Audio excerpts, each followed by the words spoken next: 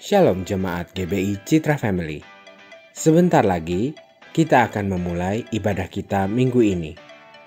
Namun sebelum itu, mari kita menyimak beberapa pengumuman penting berikut ini. Kami mengucapkan selamat datang untuk Bapak Ibu Saudara yang baru pertama kali hadir di tempat ini. Apabila Bapak Ibu Saudara belum memiliki tempat untuk beribadah tetap, kami mengundang Bapak Ibu Saudara untuk mengikuti ibadah-ibadah kami selanjutnya. Ingat, Anda bukan orang asing di sini. Seluruh jemaat yang menghadiri ibadah fisik di gedung GBI Citra Family setiap minggu diminta untuk mematuhi protokol kesehatan yang telah ditentukan. Di antaranya, mencuci tangan, menjaga jarak, dan selalu memakai masker. Ibadah online GBI Citra Family dapat diakses melalui kanal YouTube GBI Citra Family mulai hari Minggu pukul 6 sore sampai hari Senin pukul 6 sore. Demi keamanan dan kesehatan bersama, kami menghimbau seluruh jemaat untuk memberikan persembahan melalui transfer bank atau melalui QR Code. QR Code dapat digunakan di aplikasi-aplikasi seperti GoPay, OVO, atau aplikasi-aplikasi lainnya yang mendukung penggunaan QR Code. Bagi Bapak Ibu Saudara yang memilih untuk memberikan persembahan secara tunai, amplop persembahan dan kotak persembahan tetap tersedia di lantai bawah dan Bapak Ibu Saudara dapat memberikan persembahan segera setelah ibadah selesai. Sehubungan dengan himbauan pemerintah dalam rangka pencegahan penyebaran penyakit COVID-19, kami mau mengingatkan kepada seluruh jemaat gereja bahwa kegiatan gereja seperti ibadah-ibadah komisi dan komsel-komsel masih belum dapat dilaksanakan di gedung gereja sampai waktu yang akan ditentukan kemudian. Namun demikian, kegiatan-kegiatan ini masih dapat terus dilakukan secara online. Pada bulan September, kita akan belajar tentang gaya hidup memberi. Mari kita siapkan hati kita untuk mengikuti ibadah pada hari ini. Tuhan Yesus memberkati.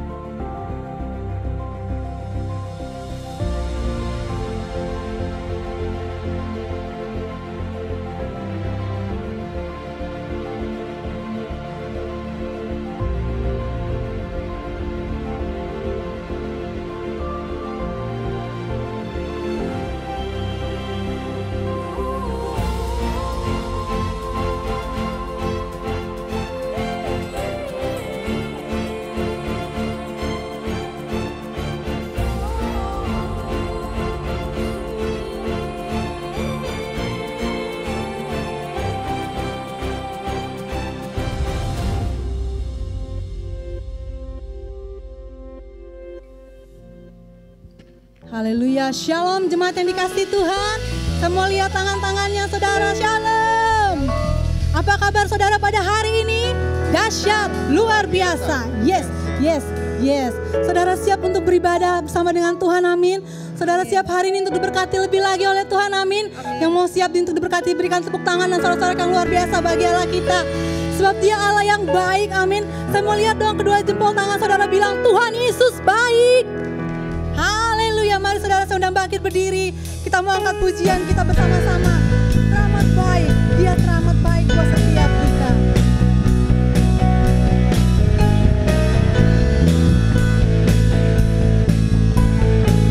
Bersama-sama katakan di hadapan-Mu. Di hadapan kemegahan-Mu, ku datang menyembah-Mu, membawa hatiku, membawa hidupku. Ku teringat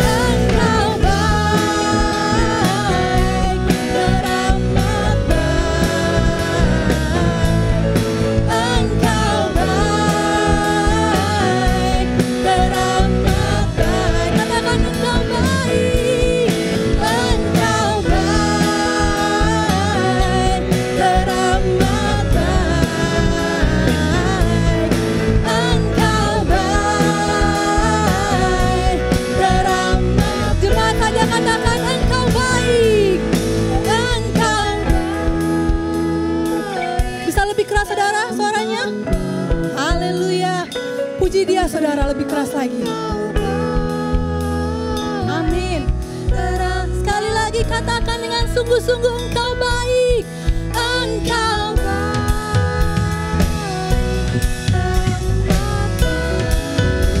Katakan Engkau baik. Teramat baik, Engkau baik. Engkau baik. Teramat baik. Engkau baik. Teramat. Sekali lagi katakan Engkau baik. Engkau baik. Teramat baik. Engkau baik. Teramat baik. Kita bersyukur buat kasih setia Tuhan yang luar biasa dalam hidup kita sampai hari ini. Amin. Mari berikan kemuliaan bagi Allah kita. Haleluya. Haleluya. Mari kita memasuki hadirat Tuhan lebih lagi saudara. Sungguh kami mengucap syukur Tuhan. Kalau sampai detik ini kami dapat beribadah di rumah Tuhan. Amin. Kami percaya semua itu karena anugerah dan kemurahan-Mu. Saat ini Tuhan, Engkau yang melihat setiap hati kami. Biarlah kuasa-Mu Tuhan Engkau alirkan dan curahkan di tempat ini Tuhan. Kami percaya saat kami menyembah Tuhan, kami merasakan ada kedamaian yang luar biasa. Kami merasakan ada sukacita di dalam Tuhan. Kami yang lemah kami akan dikuatkan. Kami yang sakit Tuhan, Tuhan sudah sembuhkan pada hari ini. Dan kami yang berbeban berat, Tuhan akan memberikan kelegaan yang baru buat setiap kami. Apapun yang menjadi keadaan kami hari ini Tuhan, kami mau katakan bahwa Tuhan Yesus baik buat hidup kami. Kami mau lebih lagi Tuhan masuk hadirat-Mu saat ini. Kami mau datang di hadapan-Mu Tuhan. Terima kasih Tuhan. Terima kasih Yesus.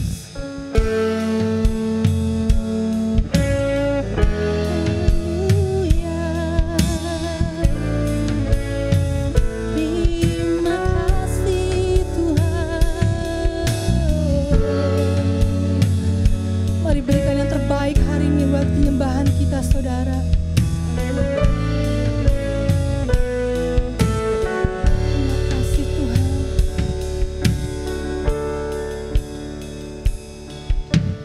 Masuk hadirat-Mu Tuhan dengan korban pujian. Masuk hadirat-Mu Tuhan, berhiaskan kekudusan. Katakan di hadapan hadirat-Mu Tuhan, ku rasakan kedamaian. Di hadapan hadirat-Mu Tuhan, ku nampak keagungan.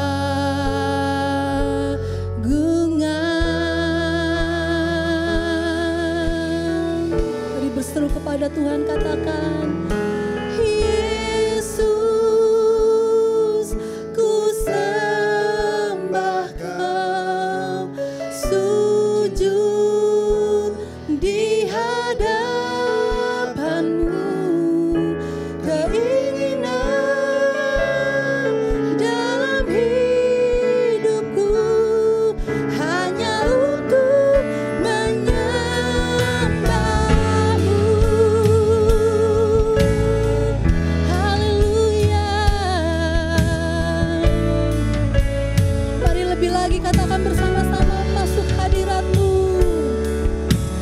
Masuk hadirat-Mu Tuhan, dengan korban pujian. Berikan yang terbaik. Masuk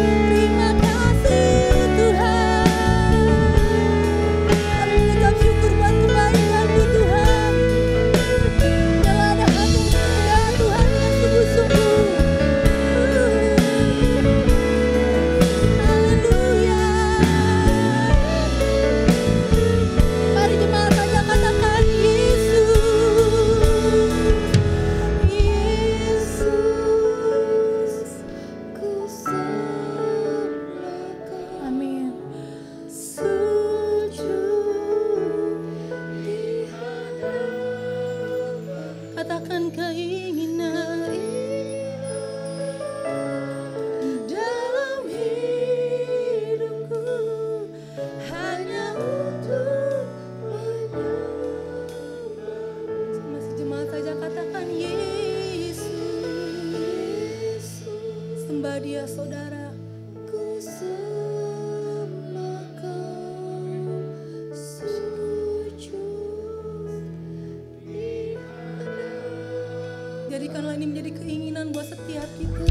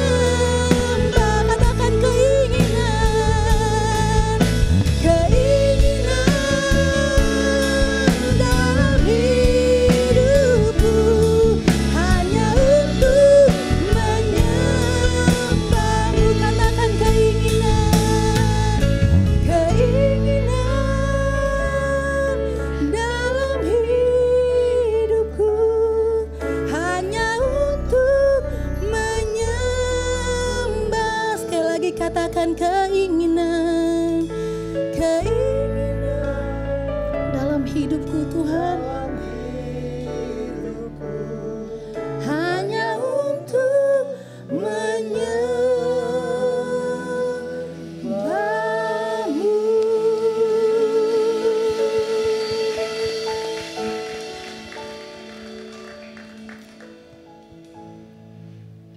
Kami percaya Bapa, Engkau ciptakan kami. Tujuannya hanya semata-mata untuk menyembah Engkau. Melalui pikiran kami, melalui perkataan kami, melalui tindakan kami, setiap hari kami mau menyembah Engkau. Kami bersyukur pagi hari ini kami kembali boleh beribadah kepadamu Tuhan. Mari berfirmanlah kepada kami Tuhan. Kuduskan kami, layakkan kami Tuhan. Biarlah Allah sendiri secara pribadi berbicara kepada kami Tuhan. Dan kami percaya pulang ibadah ini, hidup kami semakin diubahkan, semakin serupa seperti Kristus. Terima kasih Bapa, kami sambut firman-Mu di dalam nama Tuhan Yesus Kristus. Yang percaya katakan, amin. Baik, silakan duduk saudaraku.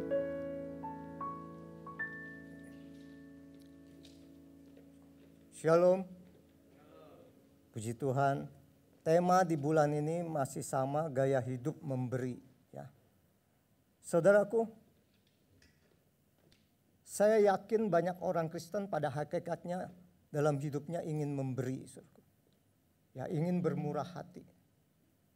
Tetapi kenyataannya dalam kehidupan sehari-hari ada kendala yang menghalangi mereka untuk memberi, ada kendala yang menghalangi mereka untuk bermurah hati.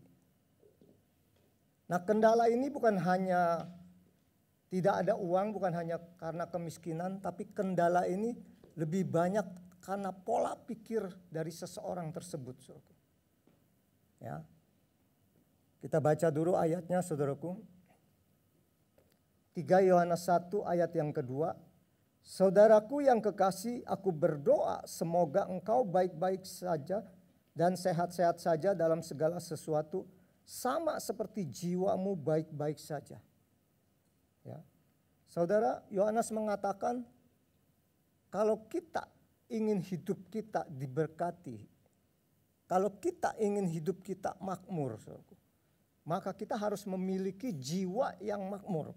Karena dalam bahasa Inggrisnya dikatakan begini, Beloved, I wish above all things that thou mayest prosper and be in health even as thy soul prospereth.